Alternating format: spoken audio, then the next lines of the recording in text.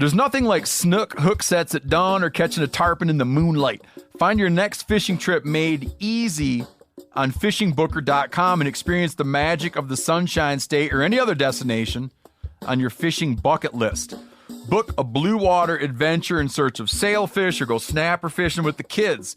With over 6,000 captains and trips to choose from, planning your next one just got a whole lot easier. Download the Fishing Booker app on the Google Play or App Store, or visit them online at fishingbooker.com to book your trip today. I'm sure a lot of you guys remember the old ceremonial hunting tradition of eating the heart out of the first animal you kill. Meat from those organs are among the most nutrient-rich foods on the planet. You can get those same benefits your ancestors craved via convenient daily capsules from Heart and Soil. Find out more at heartandsoil.co. And remember, use code MeatEater for 10% off your purchase. Welcome to the Wired to Hunt podcast, your home for deer hunting news, stories, and strategies. And now, your host, Mark Kenyon.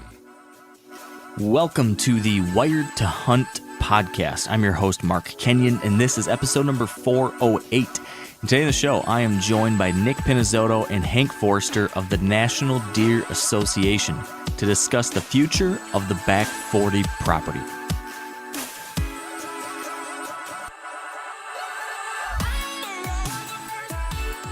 All right, welcome to the Wired to Hunt podcast, brought to you by onX.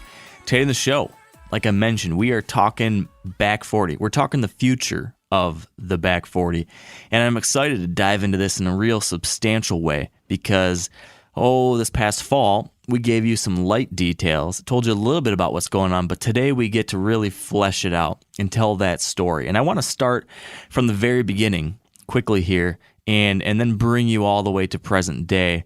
But before we get into that, I've got to lead with the punchline, I guess, which is that because we're so excited about this story of what's been going on with the Back 40 project, that's the property that we bought at MeatEater that we've been managing and documenting and sharing that story over the last 2 years, and now we're passing it on. That story we're so excited about, especially this next chapter, that we wanted to kind of throw a celebration. And this celebration we're calling the Back 40 to Fork giveaway.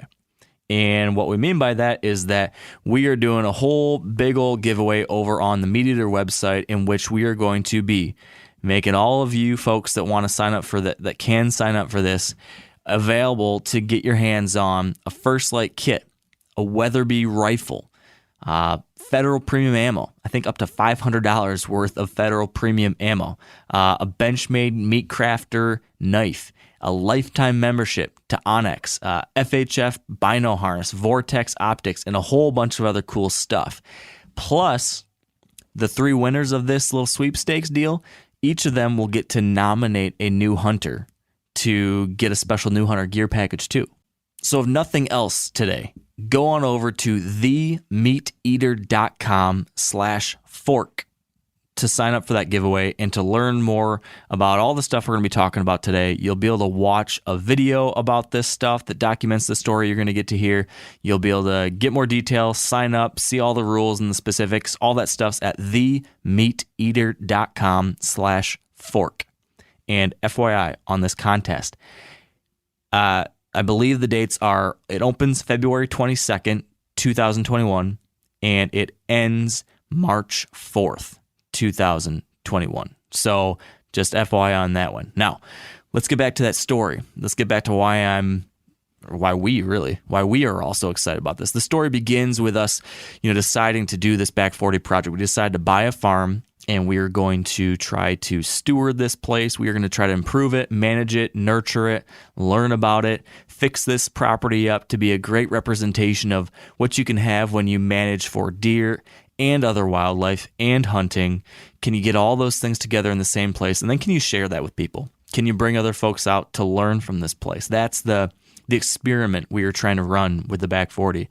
And really the whole experience for me really bloomed into this idea of sharing, because as the years progressed from the first year to the second, we progressively invited more and more people out there. First, it was consultants, and then it was friends and family members, and then it was new hunters, and getting their feet on the ground and getting them to see the place and learn from the place and teach us things on this landscape and showcasing what can be done out here and inviting new hunters. We got 2 new hunters out there who'd never killed a deer before, and we had a couple other people that are relatively new out there, and it was just a really, really cool experience. So coming out of all of that, we wanted to find more ways to continue this journey and to continue being able to share the Back 40 with other people.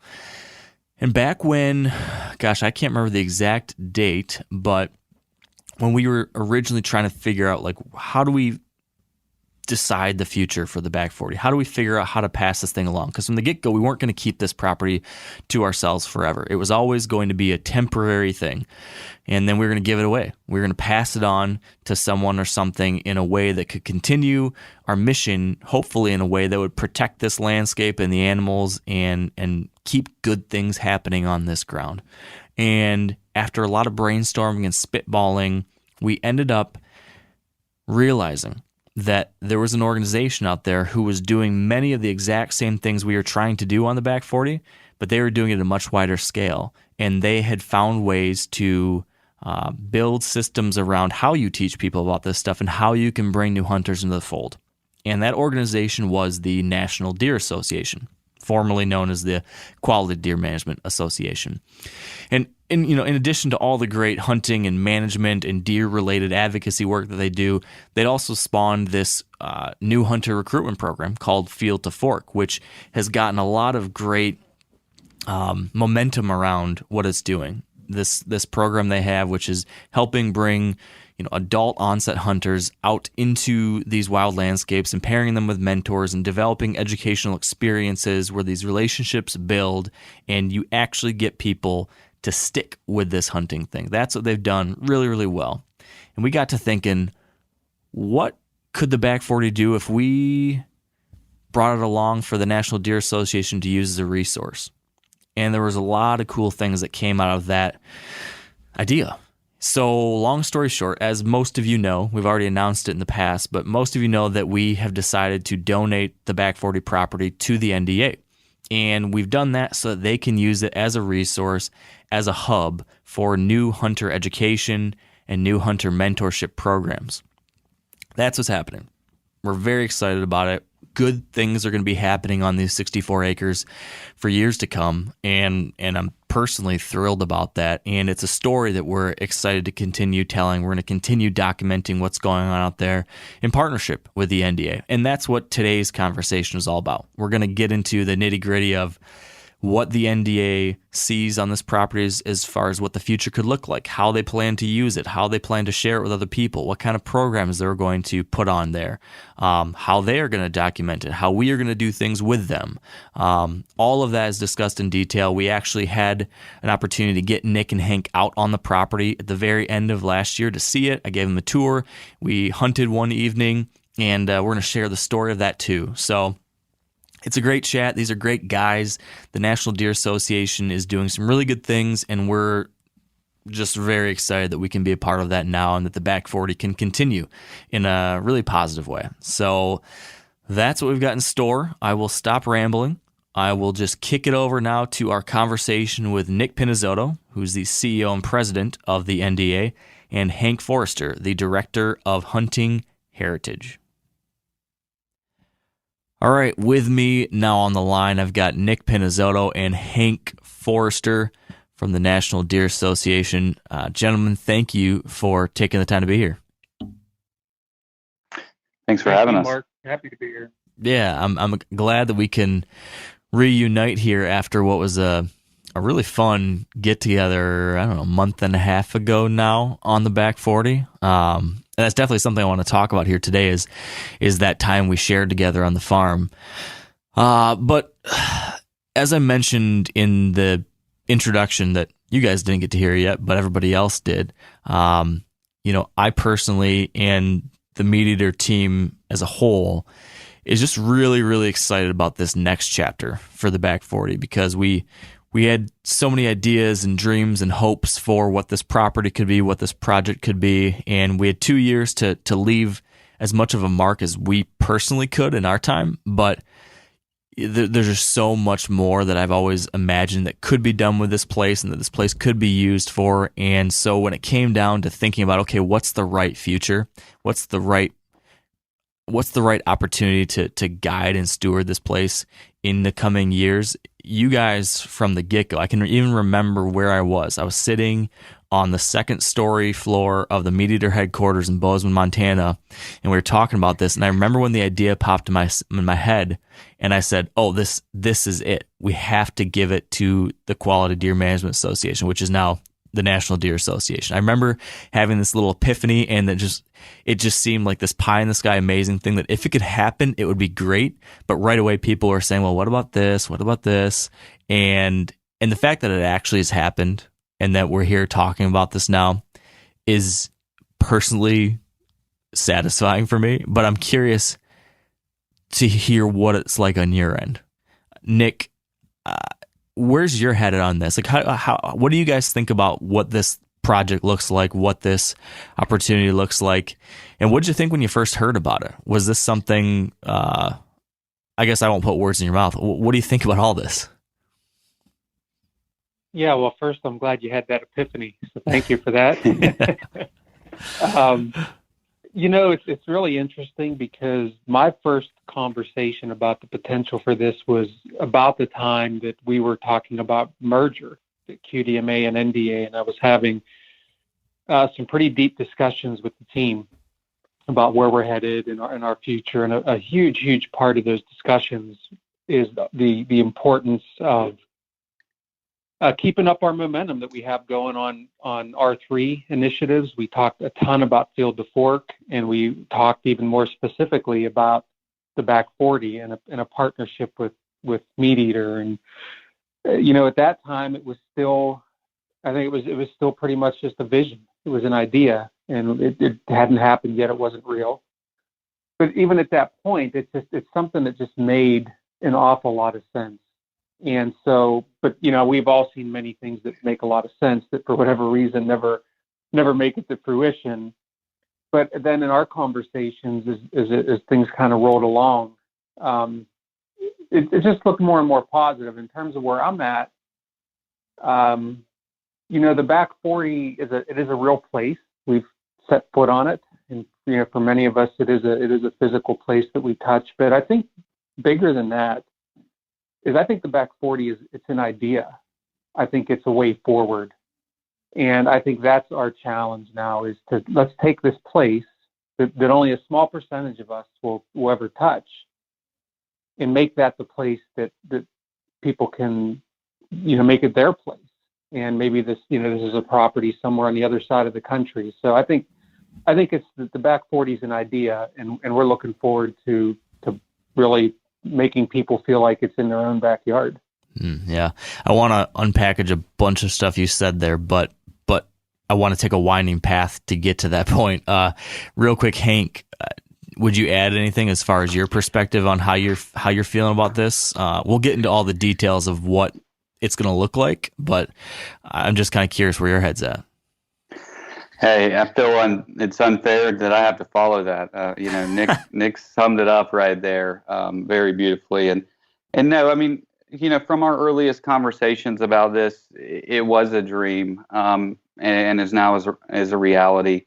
It's an absolute honor, and we are super appreciative of the gift and the opportunity that comes along with it. When we started down the path of Field to Fork in Athens in 2016 and started to get a little traction, Meat Eater, food-focused hunter recruitment. I mean, it was our pie in the sky partner, and so really from both sides, it's something that seemed like a dream, and now it's a reality, and we're really appreciative of the opportunity.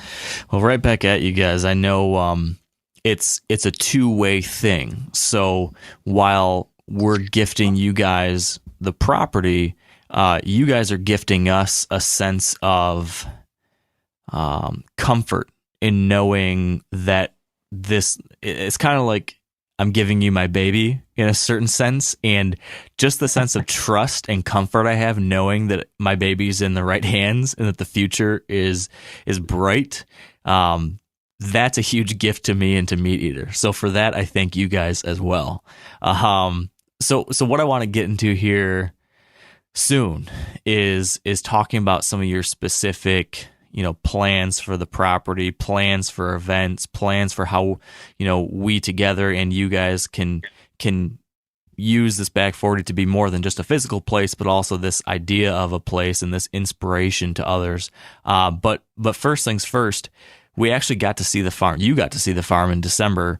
I invited the both of you to come join me at the very end of the year to see the farm, to tour the farm, to hunt a couple days if we needed them, try to fill a couple doe tags. So first impressions of the property, first and foremost, you've seen the videos, but then you actually got to get your feet on the ground. Nick, first take on the property. What do you think after having set foot there? Yeah, I mean, that was you introducing us to the baby. Yep. So, and let's be sure you have full visitation rights whenever you want to. Okay, good. It was interesting because, as you said, we'd seen the videos. We obviously had seen every episode of the Back 40. And so there was this sense that when we first pulled up and stepped out there, it felt like you'd been there before. And that just speaks to how well you all did with producing the show.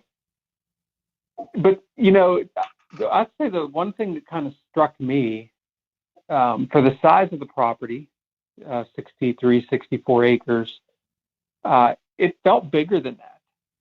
And so when we went on the initial tour, sometimes you have properties that are really big, but maybe they don't feel like they're as big, or they sort of hunt small, so to speak. I thought that it hunted big, that there was plenty of area. We could have fit 2 or 3 more people out there hunting that evening. Mm-hmm.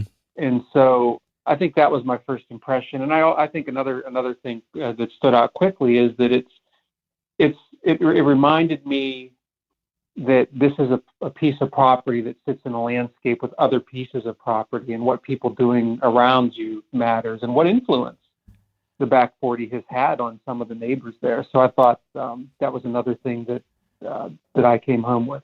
Yeah, that's a good point. It's an interesting point, and I 100% agree with you in that it does feel bigger than what you might imagine, and that was even without, we didn't even touch half the farm with the swamp and all the cover there. We didn't see half the farm at all, and so imagine what's going on in all of that. So that's what I've always loved about it.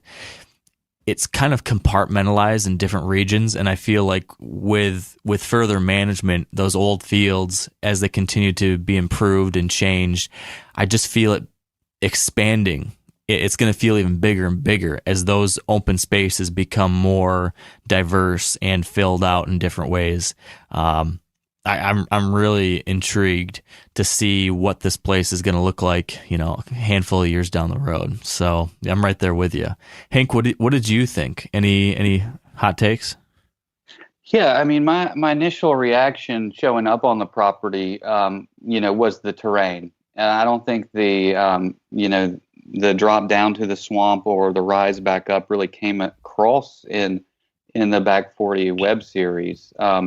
So that was most shocking to me. It's a beautiful piece of property, and it honestly, just driving up there and staying locally and seeing the property, it was kind of confirmation of that hunting culture that I've heard so much about and witnessed, through your content over the years. But it kind of reaffirmed those beliefs. And then honestly, by the time we stepped off the property, I think my biggest takeaway was that you were a proud papa, and rightfully so.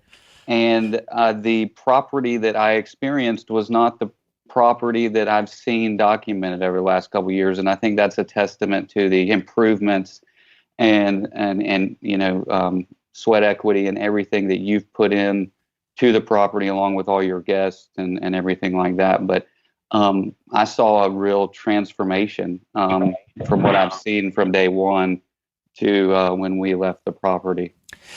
Yeah, I felt the same way after the end of our trip, and I guess let me give the Cliff Notes version of our hunt, and then you guys can add some color. But our hope was we would spend 2 days, touring the farm together and then hunting it. And that would give you guys an opportunity to get to know the place, understand, what this landscape was that now you guys will be working with. And then also, there's no better way to get to know something like this than actually sitting out there and observing it and hunting it. So we thought, hey, we know that there could be some more doe management out here, so let's utilize this time we're going to spend as a way to also achieve a management task. So my dream was, man, if we could fill 3 doe tags, that would be a great way to end the season.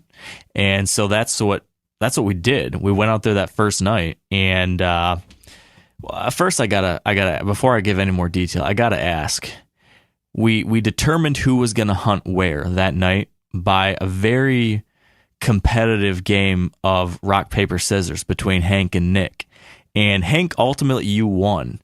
My question for you, Nick, is have you spent any time kind of armchair quarterbacking your decisions, how you determined what to throw, and do you think you could have rethought your strategy as far as rock, paper, scissors to have won that, or did you just slide that underneath the carpet and forget about it?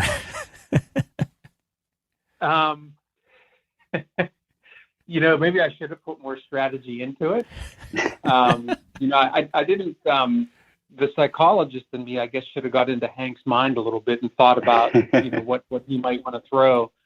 And so I willy-nilly threw one out there and I lost. I think it took us a couple rounds, but it was a thorough beating and I took it like a man. And, but I knew that, just about anywhere on that property was going to be good. And I especially knew, Mark, when you said, I'm going to sit with you on the first hunt, Nick, I thought, well, wherever they're sending me doesn't suck because Mark's coming. So I felt pretty good about it. Yep, it all worked out.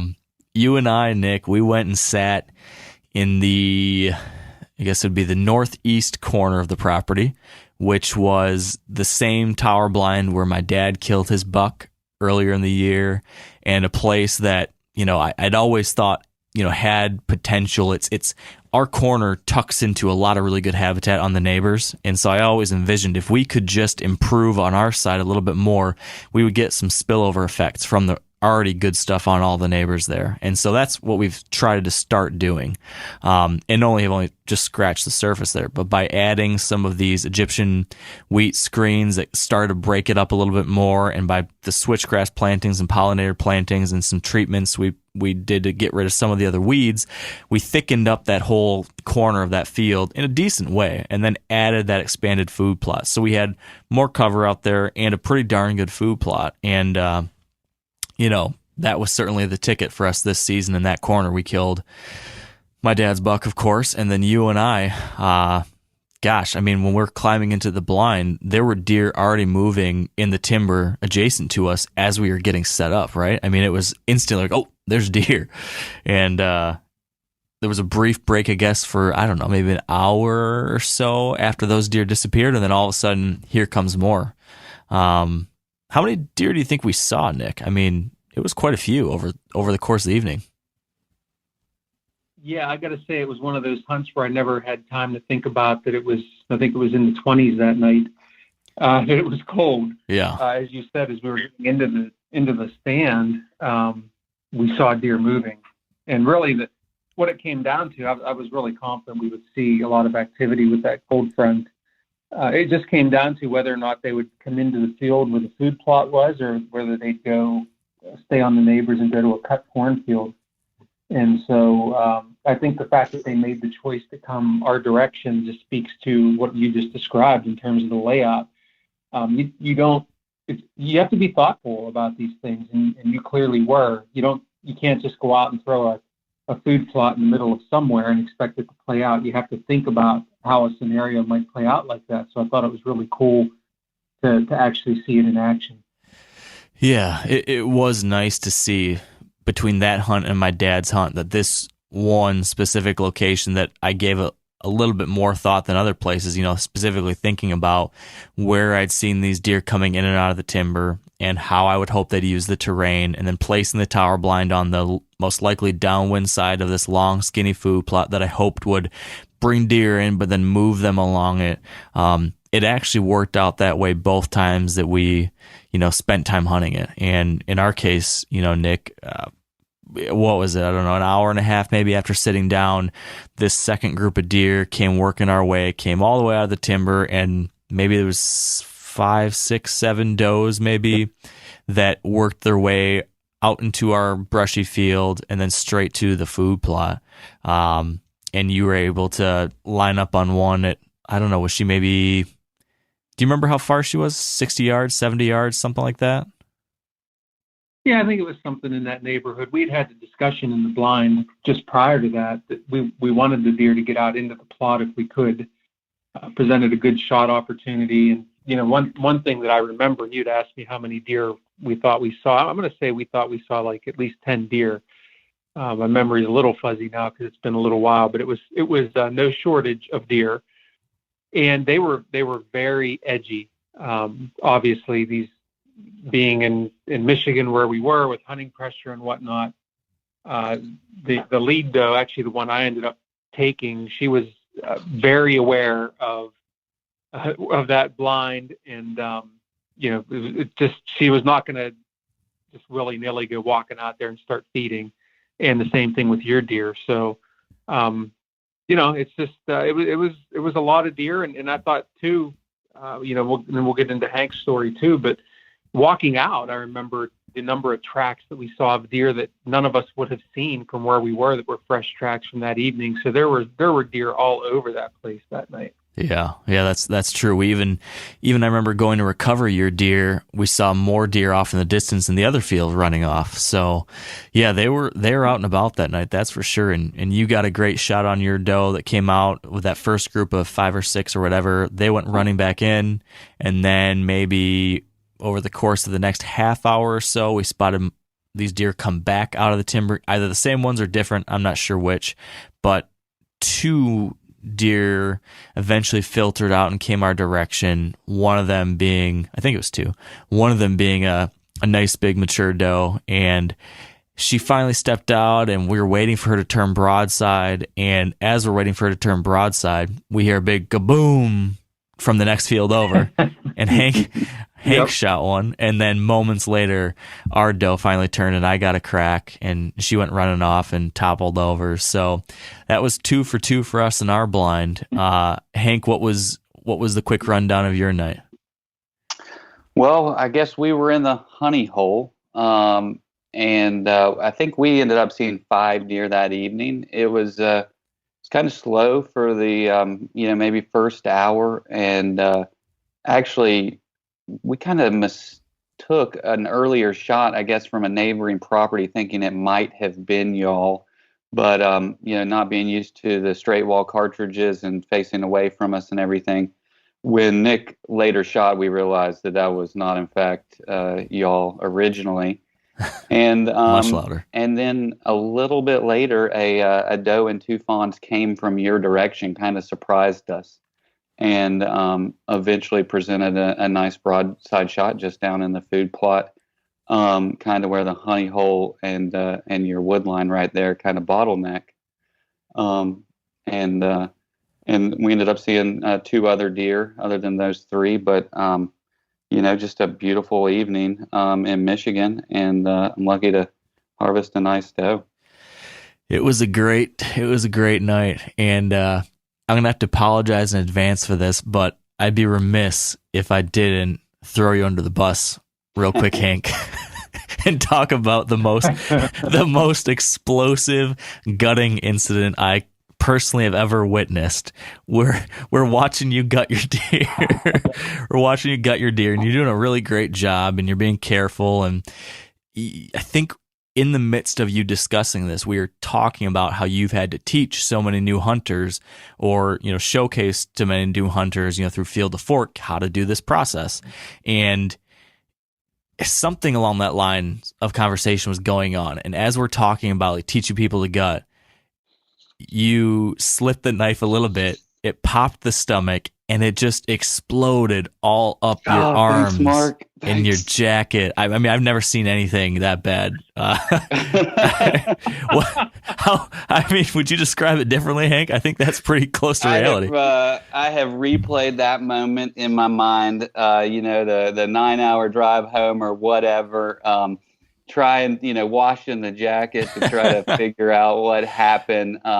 That jacket will never go hunting ever again. It got the scented laundry detergent, and I don't think it'll ever come out. But no, you're absolutely right. You made some comment of, great clean gutting job, and next thing I know, there's just a quarter of an inch slit in that stomach, and I guess because of that small hole, I don't know if the top of the gut hook kind of punctured the stomach or what. But yes, the small hole created a pressure behind it, and I have not experienced anything like that myself either. But if there's ever a teaching moment, I want all of these potential new hunters and aspiring hunters out there to know that, you can even all of us will make mistakes, but you can get through it, and the meat is still fine, and you can still take it home and serve it for dinner. Very so true. maybe it's a teaching moment, but yes, it was an adventure. And we joked after that I had plans of making the video that was going to come from this hunt. It was going to be 7 minutes of the hunt and then 7 minutes of you dealing with that mess. I can now tell you, Hank, that we didn't do that to you. The video is done, and your gutting incident is nowhere to be seen. So. Oh wow. Yeah. It's just going to live here. I wiped it underneath the carpet. Podcast exclusive. Exactly. So it was a great night. I want to rescue Hank a tad here, because in full disclosure, Mark, you and I, we got to our deer while there was still daylight. So we got to do our work while we could still see. And then in the meantime, Hank's was sitting there and gaining a little bit of I guess some stomach expansion while we were waiting. And then we asked him to do it in the dark. So, we'll throw him a little bit of a lifeline there and say that his conditions for having to deal with it were a little bit tougher. There you go. That's man, Hank. That's true leadership right there from Nick. You've got a good one. Yeah, you got a good one. I'm gonna have to send him a gift or something. Oh man, it was a great hunt and a great visit. I was really glad that you guys were able to make it down and have that kind of introduction to the place.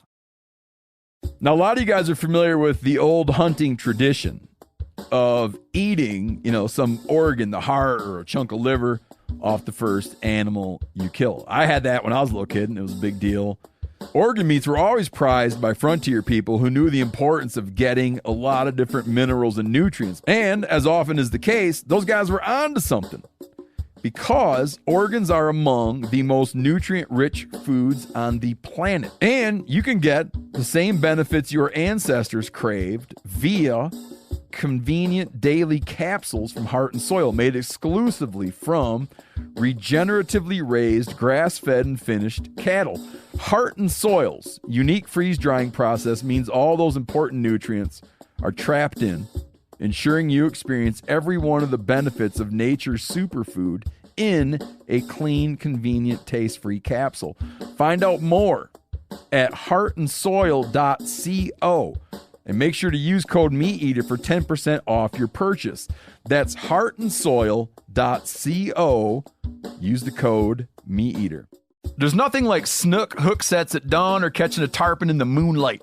Find your next fishing trip made easy on fishingbooker.com and experience the magic of the Sunshine State or any other destination on your fishing bucket list. Book a blue water adventure in search of sailfish or go snapper fishing with the kids. With over 6,000 captains and trips to choose from, planning your next one just got a whole lot easier. Download the Fishing Booker app on the Google Play or App Store, or visit them online at fishingbooker.com to book your trip today.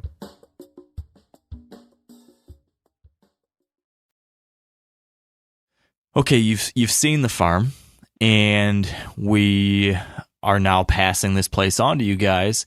And there's two different sides of what I'm envisioning happening there on the property. The first thing I'd like to hear about is how you guys are thinking about, I don't think you guys know the specifics yet, but I'd love to learn more about how you plan to think about the management on the farm. Like what are you guys thinking about doing? How are you thinking about continuing any of the work that we started when it came to habitat management or deer management or anything like that? Are you guys going to practice quality deer management practices on the place, or is it different because this is going to be used for new hunter engagements? I've got a lot of questions just around all of that. Would either one of you guys want to share perspective on what the farm looks like from that perspective? Sure, I'll take that. Your listeners aren't aware, but I know we've engaged you in some of this. But we want to obviously continue a lot of what you've done on the property. As a national deer focused conservation organization, we teach people how to hunt all the way to habitat management and herd management and all that kind of good stuff. So, of course, we want to continue the improvement of the property, the management of the property that you have done, and to do that, we're going to rely on a group of both kind of local and statewide volunteers, National Deer Association members who have experience or interest in kind of managing the property. So we've kind of convened a small habitat committee, as we're calling them, and plan to expand that. And of course, they're looking for new volunteers and anybody who has interest in helping, both from the habitat and management side to mentoring new hunters and community engagement and all that. But we want a seamless transition of the management and just oversight of the property, and want to continue your legacy. And so we plan to be on the ground soon with an in-person tour for those kind of hands-on individuals, and kind of bring them up to speed on where we stand, dreams that weren't realized. I mean, just as we've dealt with 2020 and, it's the things that happened. I know that some of your plans had to change because of certain situations. And we want to get to projects that you might have not had time to do, but to maintain a property that's as beneficial for engaging the community and mentoring new hunters, but also providing quality wildlife habitat, even, a showcase for locals on what they can do with their properties. But all in all, we just want to carry on the ideals and things that you incorporated in the back 40 in that project, and make sure that we utilize the property the best we can for the future of wildlife and management in the area, but also for new hunters and deer hunting. Yeah. Would you add anything to that, Nick? Yeah, I think Hank did a great job there. I'll just say that it's interesting too, because as an organization, we've always been about conservation, no question. But I think what people have seen about us is that we are, they saw us as being a quality deer organization, meaning big deer, that type of thing. And so I think that this property is a conservation property. It's one of the things that impressed me when I was first watching the show. You have beehives there. You're thinking about those types of things, pollinators, tree planting. And so we want to take this is also an opportunity for us to have people be acquainted with who we are as an organization. And because of the type of following that you all get, and not that we don't have a following either, but we think yours is different. We think it gets to the people that really need to see what we're all about. So we're also excited about it from that aspect as well. On that front, what would when you say that, Nick, what specifically is it that you want these people to see about the National Deer Association? Is it, I can make some assumptions, some inferences, but if I were to say, okay, Nick, well, what is that exactly? Tell us right now, what is the message? What is this message? Yeah. And I'm glad you asked that. I have this kind of crazy vision, and I may have told you about it in the past, but I have a vision that someday people will join our organization while having no intention to even shoot a deer. And so they'll join because they recognize the conservation value that deer bring, and not just as a hunted species, but that's a big part of it. So, for example, when 7 out of 10 people that hunt deer, and the next animal's not even close, not even half that. That's a huge piece of the pie when it comes to conservation of all wildlife species. The amount of money that goes to state wildlife agencies from sale of hunting licenses, from purchasing equipment to go hunt deer. That's a huge piece, and deer are critical to that. And so we need healthy deer. We need a healthy deer hunting heritage, and we need conservation, and that's what we're about. We want to achieve broad conservation of all species through the management of deer. And it's not, this is not like maybe it was when I was a kid, where you could just kind of take deer for granted. They were everywhere. Not to say that deer still aren't everywhere, but they're threatened by other things now. They're threatened by loss of habitat. They're threatened by things like chronic wasting disease. They're threatened by changing weather patterns, frankly. So there's just a lot out there, and deer need a steward. They need a spokesperson. So this is an opportunity to tell everybody, hunter or not, deer are pretty darn important, and they're not just something that you maybe hit with your Buick, or see eating your flower garden. They're important, and I think we have a responsibility to tell people that and get them behind deer. Yeah, I love it. I couldn't agree more.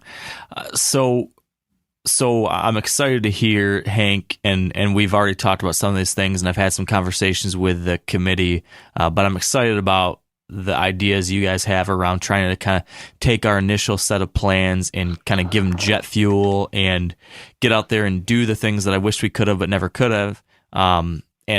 And I'm sure you guys are going to have some other ideas too, bringing on the experts that you have within your teams and within your volunteer base. So all that gets me really excited. I mean, I know that what you're telling us, Nick, is something that everyone at Mediator was really excited about, which was the fact that you guys would be looking at this, as a larger conservation initiative. This isn't going to be like an exclusive property for a couple people to shoot big bucks. That's not what's happening in the back 40. This is going to be a place that is representative, and it is illustrative of what you can do on a property to conserve wildlife and plant life, and then also using it as an educational resource to teach other people how to think about those things in their own place, or how to hunt, or how to improve a piece of property, or all those different things. The things that we wanted to do and started to do. It's exciting to hear that you're going to continue with those same ideas and missions going forward, and then putting your own spin and expertise behind it. Hank, is there anything you can share as far as, any other conversations you've had with the volunteers or the committees around some of the specific projects that folks are excited about taking on or thinking about taking on? I got to believe that people are curious, like, hey, are they going to plant more trees? Are they going to do more food plots? Has there been any, I know decisions haven't been made probably, but I'm just curious if there's any kind of teaser you can provide us all as far as what might year 3 in the back 40 look like when it comes to sending Josh Furter-Hilliard out there to get to work. Oh man. As you know, our guys are hungry and they're chomping at the bit. I think expanding the trees, plantings on the property is a given. Of course, we're working on the other things like a conservation easement on the property, expanding food plots, doing a little bit more to turn the fields over to a more native plant life. The sky's the limit, and they're really excited. Our next step is really getting them on the property and giving them the real view. We've done a Zoom tour, but nothing will, take the place of them seeing the property as we got to. But we hope to continue and do more, and I think it'll turn into 3 and then 4 and year 5, and gosh, only knows. But we've got some real talent on the committee, and some people with a lot of energy and expertise. So I have no doubt in my mind that the management of both habitat and wildlife on the property is looking good. And of course, as Nick said earlier, we look forward to you continuing to check up on us. You got that free pass anytime you want. And we look forward to keeping you posted on, the continued work on the property. Yeah, I'm excited about that too. Now, here's a question.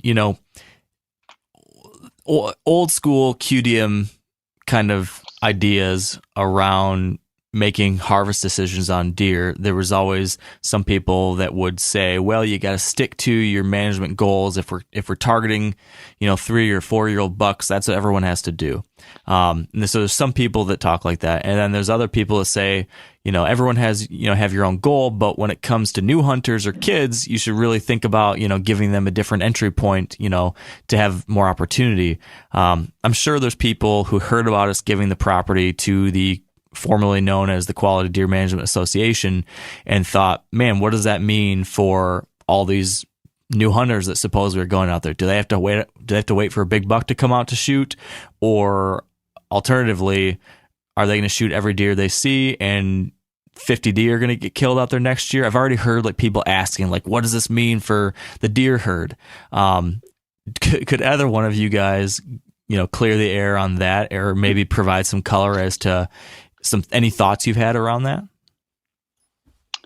I'll take a quick stab, and then Hank may want to fill in. So I'm just kind of smiling as I hear you talk, because I can see hear these questions coming in. And so, every property has its own unique opportunity, and also should have its own very unique management goals.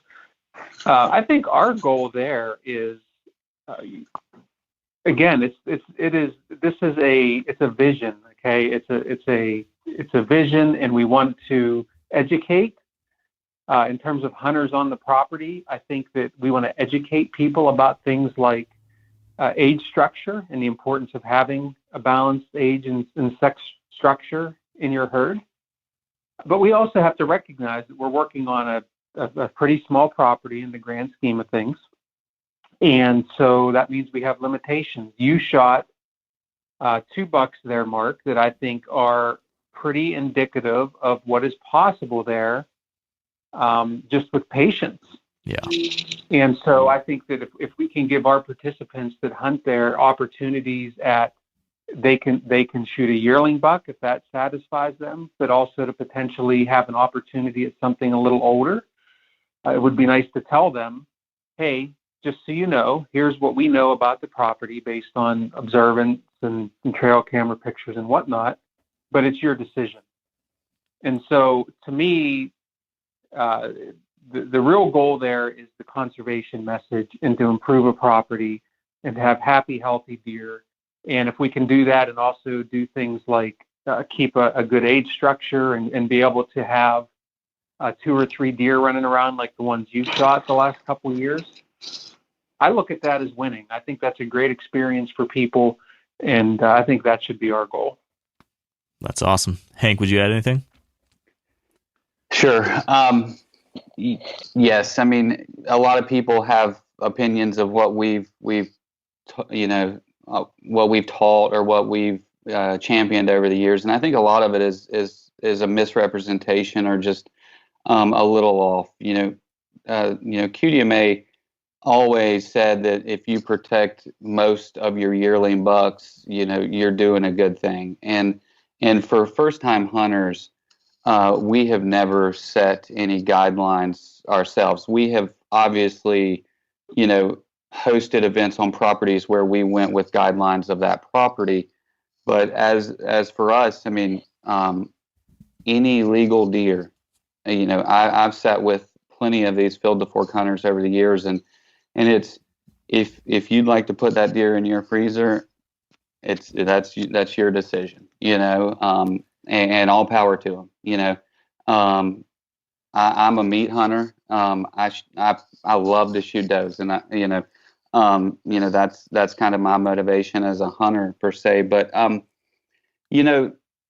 This kind of brings me back to, our point where, how many people can you hunt on the back 40? And correct me if I'm wrong, but a lot of your intentions with the back 40 project were to show what someone could do with a fairly average or a property that is accessible to many and available in many parts of this country. Yeah, absolutely. And so for our success using the property for Field to Fork per se, it will be on utilizing the property to the best of its potential, but inspiring a network of back 40s, both locally around the back 40 and a patchwork throughout the country, because we need, hunters and managers of the back 40s across the country to understand that they can have an impact on the future of hunting. Not only can they manage their property and the animals that, are there,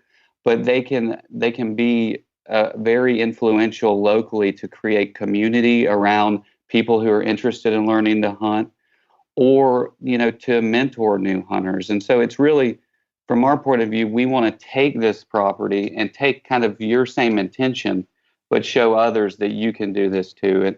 And so even at a local level, the success around the back 40 in Michigan will be the community and the patchwork even locally that we can create around it, inspire others to join us to create more hunters and create a community of food-focused adult hunters, a diverse group of people who share a passion for hunting and wild foods and that kind of stuff, and also are known kind of as, if you want to learn to hunt, you need to get in touch with these people. And really that's our intention, and that's the dream now, is to create that around this opportunity. Yeah.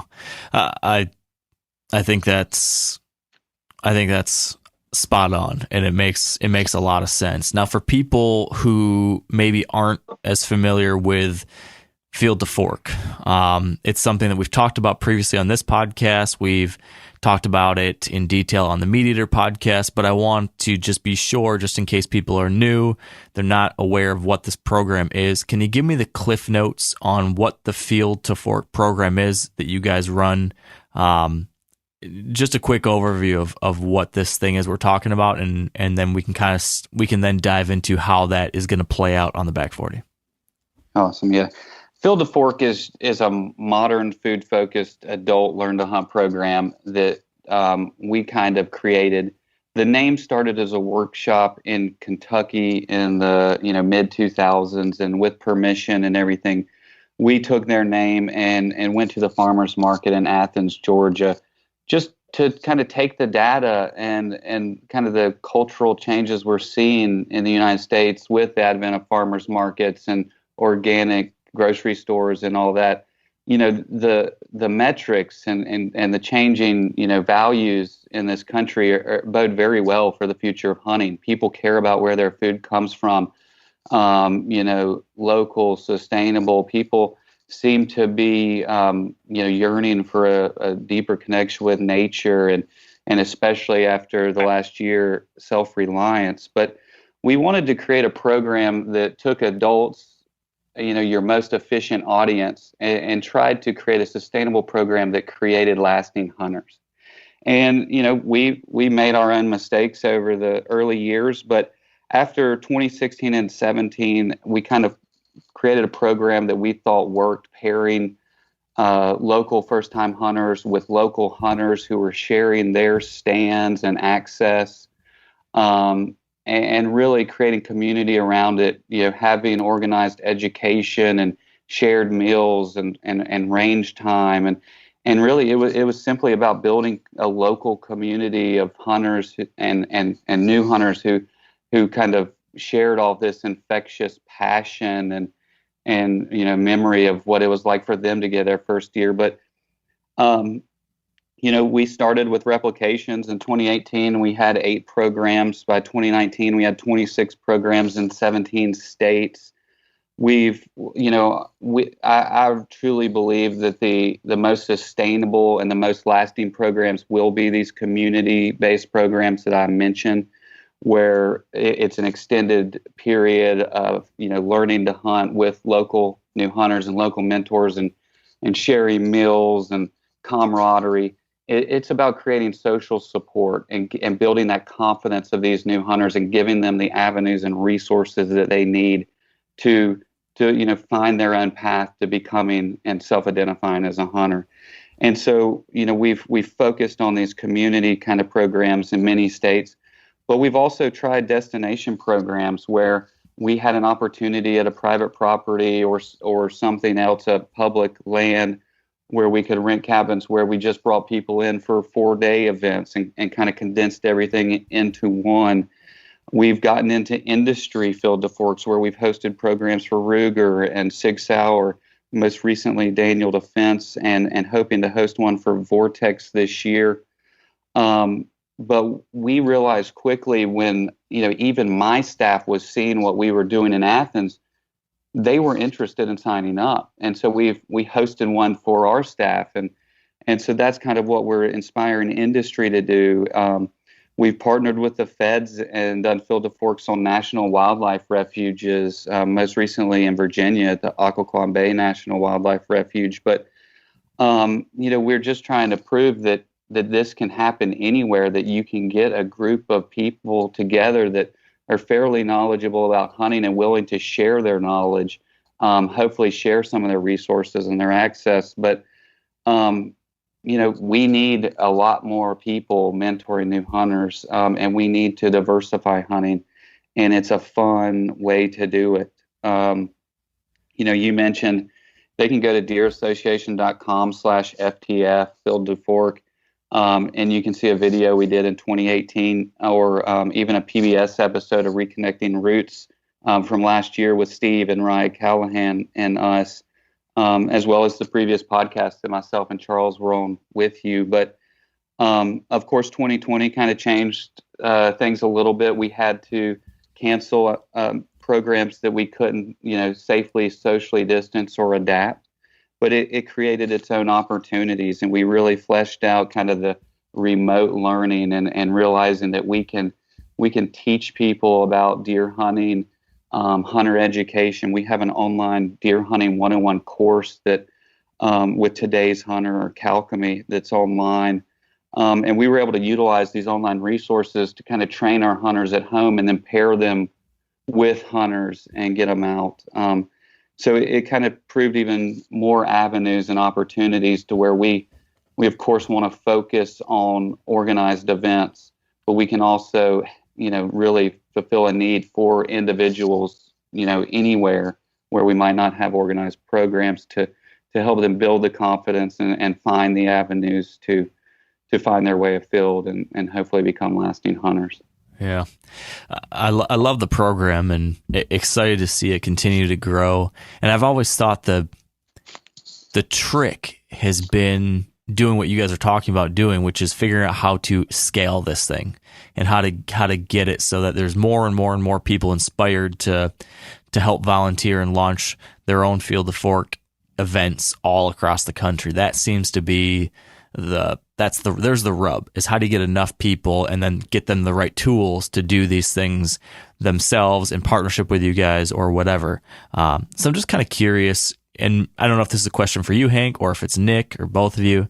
I'm just curious, what's the future look like? Where do you see this in the next year or two? What's the next step for the Field to Fork program? Because I know what you've established. We've covered this in detail and why it seems to be such an idea with so much potential, and that you guys have already seen such potential. But what is next? How do you take that next step? I'll take a left swing and then turn it. Oh, go ahead, Hank. I was going to turn it over to you real quick here. I was going to say that scale is important, and that's why I had said that the back 40 is an idea, and it's an idea we need to share. Part of taking it to scale is being able to show a lot of people what it is, but then being able to help them do it on their own. There's no future of the National Deer Association. We're going to hold 500 field to fork events across the country. That's just not realistic. And we've talked about that internally, but I'll go ahead and let Hank take it from here. No, Nick's absolutely right. I mean, I hope 2021 gets back to, replication mode, and any of our branches, other groups, we're happy to help people learn from what we've done, share our successes, share our failures, and hope that they can build similar programs and opportunities. And every opportunity is unique. So that's the the biggest thing I can kind of convey to people. But we all have to understand as organizations, as groups of people, or even as individuals, if we take the time to do this, which I feel like is our duty, we can make strides. And we have, as bad as the pandemic is, we saw an increase in hunting participation last year. People had more time to get outside, and we want to make sure that they can continue that. Retention is a big thing, but all in all, we've built resources. There's also resources that we created with ATA that are like checklists, full curriculum, and guides to replicating field to fork. We hope to create new content and update and continue to build new resources.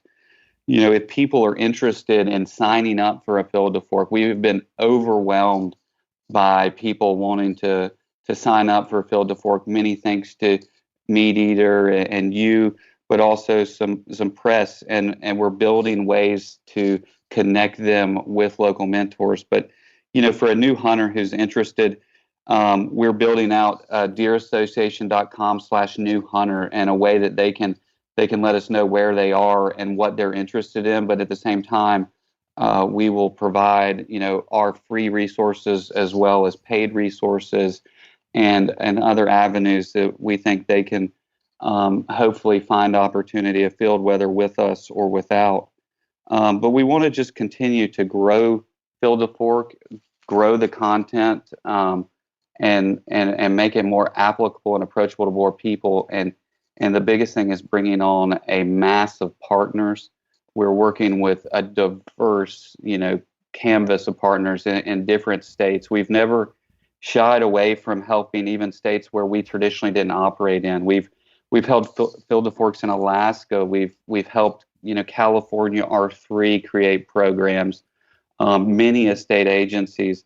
But we're not trying to keep this internal. We just hope that we can share what we've learned, inspire others, empower others, and obviously, I think if anything, we've showed that there's an opportunity here, that there are millions of new hunters and diverse new hunters that might not be focused on the same things that we grew up learning to be focused on or whatever, but through that diversification of hunters and just that changing culture, there's an opportunity here to have one heck of an awesome community, and we're seeing it. And honestly, it's much to what you guys are doing at Meat Eater and at Wired to Hunt. I mean, you've helped to create this entire new contingent of hunters and spark interest in these new groups. And I guess that's the biggest takeaway, and why we want to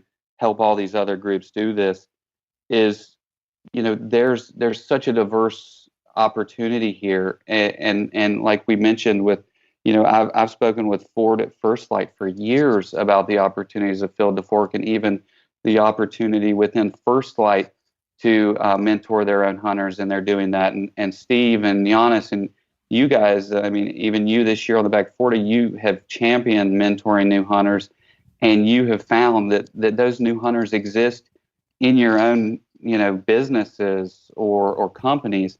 And so that's the thing is, why would we hold the keys to this when we really need First Light, and we need Meat Eater, and we need every one of these groups to continue to both look internally and look externally on ways that they can get new hunters afield and create new hunters.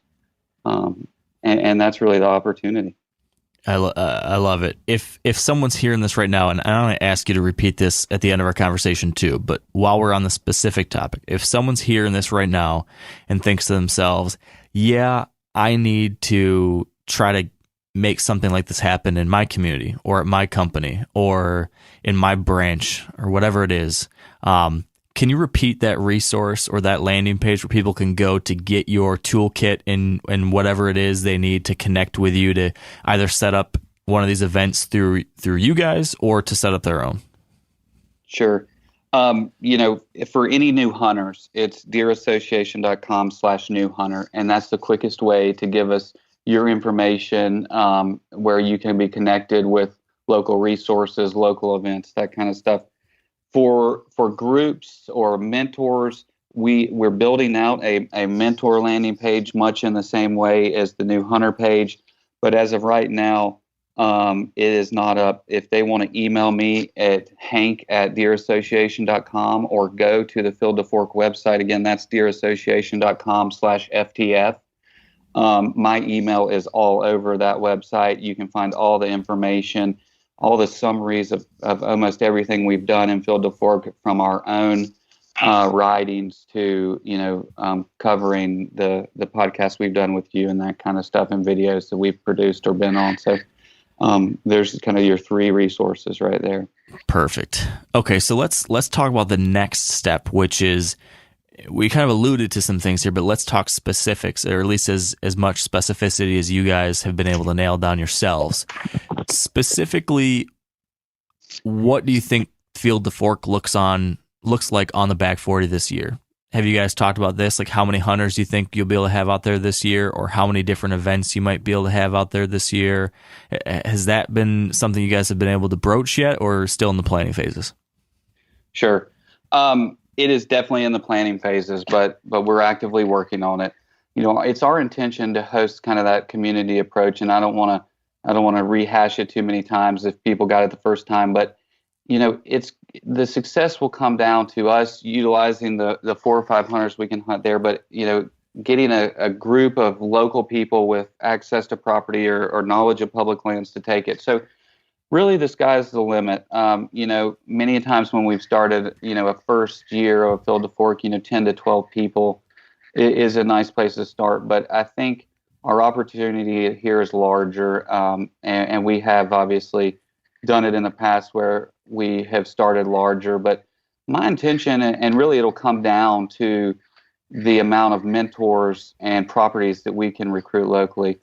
But I hope to have at least 36 new hunters that are a part of a local community-based program around the back 40, and possibly trainings and classroom opportunities will happen right there on the back 40.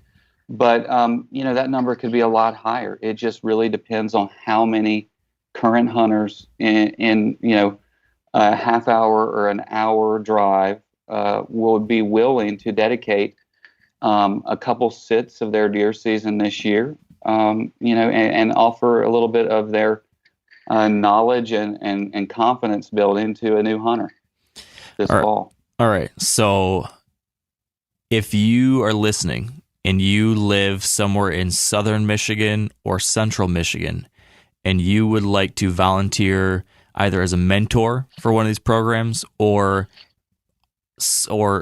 offer up your property for someone to hunt as part of one of these groups for a couple days. If that's you listening, listen up to this next thing, because Hank, I'd like you to tell those people, if specifically somebody wants to help with this specific back 40 events that you're going to be planning out for this year, should they reach out to you directly? When should they do that? How should they do that? Absolutely. Please email me. We have Josh Hilliard in the state of Michigan. I mean, obviously, if they know Josh, contact him. But I'm happy to get those emails. We would be so appreciative to anybody, whether you're familiar with the National Deer Association or not, whether you're a member of another group or just an individual out there. We're a firm believer in cooperative approach. We can do more with more people and bringing groups together. And so absolutely, please reach out to us and feel free to email me at hank@deerassociation.com. Great. Now, guys, everyone listening, this is the part where you really got to step up, because, like Hank mentioned, the back 40, it's Oh, someone's excited. We got to sign up already. All right, he's in. What I was going to say is that the back 40, it's only 64 acres. So like you said, there's only so many people that can be on there at any given moment in time. But if you have a handful of other properties in the general area, you can have a bunch of hunters come in for a weekend event and have 5 of them or 4 of them on the back 40 and 4 of them on another property and 4 of them on another property. And then maybe the next day you cycle out and other people get to see the back 40, or maybe you do a classroom approach like you talked about. But you need this volunteer base. You need the other nearby properties to build something like this out. And so I think that the Wired Hunt listeners, this is a great opportunity to step up and be a part of this. You've seen us doing the back 40 thing. You've heard me talk about it. Now I personally am asking you to be a part of it. This is your opportunity to be a part of this thing, to do something that's really good and useful and meaningful for the future of deer and deer hunting, helping new people get to know this thing that we all know is so special. Deer hunting, wild places. Let's share that. And this is a neat way to do it. And it's something that I'm excited to help continue telling the story around. We are going to be continuing to partner with you guys at the National Deer Association around the Back 40 project. We're launching something we're calling the Back 40 to Fork project, which is basically combining Back 40 with Field to Fork in a really maybe not terribly creative way. We just smashed the 2 words together. But, what we want to do is continue to support these educational efforts that you guys are going to be leading, support these mentorship programs. I personally am going to be out there and participating in some of this mentorship stuff. We're still hashing out some of the details, but I know that Hank, you guys and the team are working to select a new hunter who I will mentor throughout different parts of the season. I'm going to get out there for some mentorship educational events in the summer with this person or persons. I'm going to do another mentored hunt with someone on the property this fall in collaboration with you guys. So we at Meat Eater and I personally am really excited to keep this momentum going. And I'll drop it in here again. I already mentioned it at the top of the episode, but I'll say it one more time. We're so excited about this that we've round up all sorts of our partners to put together a very compelling giveaway to just kind of celebrate, like, hey, this is a great thing that we're starting here with the National Deer Association. So if you go to themeateater.com/fork, you can enter this giveaway.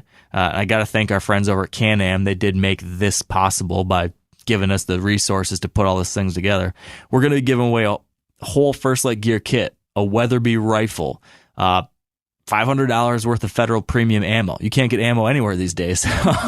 That's a big thing. A Benchmade Meat Crafter knife, an Onyx Elite lifetime membership, FHF bino harness, Vortex binos, and then that's just for the grand prize winner. Then there's 2 more runner-up winners, and each one of those 3 winners gets to nominate a new hunter that they know of in their life or someone who's interested in getting involved in hunting.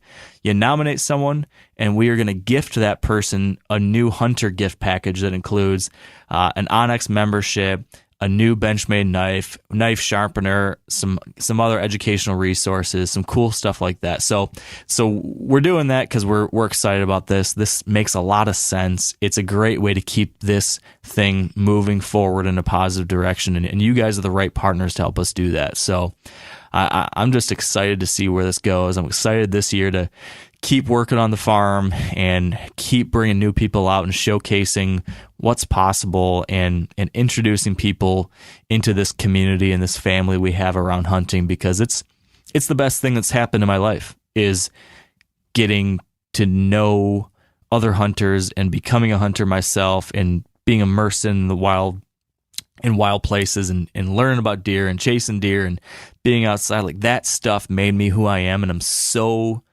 fortunate that I had a family that introduced me to that. There's a lot of people out there that didn't have that luxury. So I just personally feel so strongly that I was gifted that. I've got to gift it on to somebody else. And so this is a way that we can all kind of do that in our own way. And Hank and Nick, I'm excited that you're helping us do that. Thank you. It's exciting. Oh, And, I guess the other bottom line is it's a heck of a lot of fun. So, join us. It's fun. It may be the most rewarding thing you do as a deer hunter, but I guarantee you it's a lot of fun. Yeah, very true. Very true. So we've covered our hunt on the back 40. We've covered the property management kind of vision moving forward. We've talked about some of the specific ideas you guys are going to be working towards on improving the place. We've talked about, what Field to Fork is going to look like on the farm in these coming years. Is there anything else, Nick or Hank, that you guys want to touch on, to leave folks with, to reiterate? What do we miss when it comes to the back 40 and its future? Yeah, I don't know that we've missed anything. We've covered a lot here. I just want to say, from our perspective, we certainly appreciate the partnership, and that's really what this is. I mean, there's the initial partnership that we have with the Deer Association and Meat Eater and Back 40, but the partnership certainly extends beyond that. You mentioned a number of sponsors that are going to help put off sounds like an outstanding giveaway. I wish I was eligible. Yeah. And it takes those people too. Let's not forget those sponsors that are behind us, and then the volunteers that Hank mentioned earlier that are going to help bring the back 40, continue to bring the back 40 along. And then there are these people and these companies locally all across the country that do that. So I think it's incumbent upon all of us to keep the fire burning. I think I heard in one of your recent shows, Mark, where you talked about that, the responsibility of doing more. We have that responsibility now, and I think that's what this is all about. So it's just sort of a rallying call to say, let's all do more, even if it's just one more thing, and we'll all be better off for it. Yeah, absolutely true. All right, guys. Well, I guess I want to give you one more chance. I know you just did it, but I just want to make sure everyone hears. Any final action item or final URLs we want to make sure everyone has got written down, top of mind. Hank, do you want to recite those just one last time before we sign off?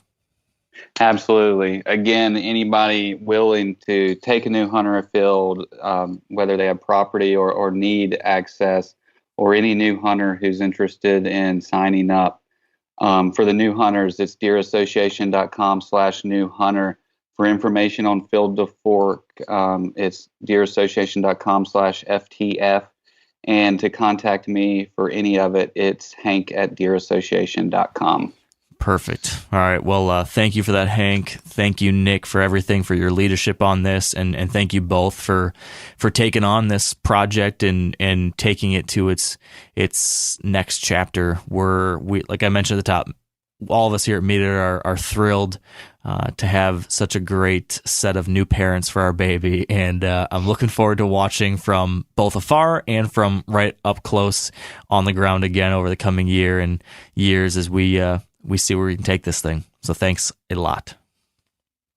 Thank you to you. Thanks, Mark. All right, and that's a wrap. I don't want to talk too much right now because I want you to remember those links that Hank just told you. So go on over, get the information you need. Please volunteer if you can. And finally, one more link. If you want to sign up for that giveaway I mentioned at the top, go to themeateater.com/fork. And with that, thanks all for listening. I appreciate you. And until next time, stay wired to hunt. I'm sure a lot of you guys remember the old ceremonial hunting tradition of eating the heart out of the first animal you kill. Meat from those organs are among the most nutrient-rich foods on the planet. You can get those same benefits your ancestors craved via convenient daily capsules from Heart and Soil. Find out more at heartandsoil.co. And remember, use code MeatEater for 10% off your purchase. After 3 years of work, our follow-up to the Meat Eater Fish and Game Cookbook is here. It's the Meat Eater Outdoor Cookbook, wild game recipes for the grill, smoker, campfire, and camp stove. Here is your book for everything that's best cooked or eaten outside, from grilling to open fire cooking to Dutch ovens to smokers to barbecue to backpacking meals to how to pull off the perfect fish fry, with pit stops along the way for lessons about Ice Age cooking methods and the best 5 ways to construct a cooking fire you can be proud of. And of course, We're focusing on wild game and fish here with over 100 recipes, including stuffed venison burgers 3 ways, wild duck with ahi verde sauce, a jerky made with cola, a gin and tonic made with fire-charred lemons, and grilled frog legs made with a sticky sweet sauce. This ain't your normal cookbook, so be prepared to be surprised. Get your copy now. For more info, visit themeateater.com or buy it wherever books are sold.